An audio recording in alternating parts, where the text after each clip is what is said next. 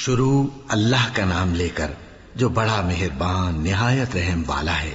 اور ہم نے جس بستی میں بھی کوئی ڈرانے والا بھیجا تو وہاں کے خوشحال لوگوں نے یہ ضرور کہا کہ تم لوگ جو چیز دے کر بھیجے گئے ہو ہم اس کو نہیں ماننے کے، اور یہ بھی کہنے لگے کہ ہم بہت سا مال اور اولاد رکھتے ہیں اور ہم کو عذاب نہیں ہوگا۔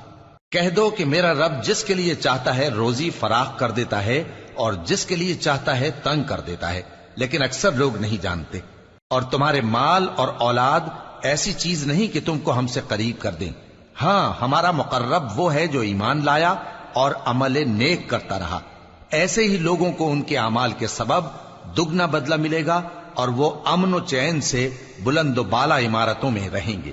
جو لوگ ہماری آیتوں کے سلسلے میں ہمیں ہرانے کی کوشش کرتے ہیں وہ گرفتار عذاب کیے جائیں گے۔ کہہ دو کہ میرا پروردگار اپنے بندوں میں سے جس کے لیے چاہتا ہے روزی فراخ کر دیتا ہے اور جس کے لیے چاہتا ہے تنگ کر دیتا ہے، اور تم جو چیز خرچ کرو گے وہ اس کا تمہیں عوض دے گا، وہ سب سے اچھا رزق دینے والا ہے۔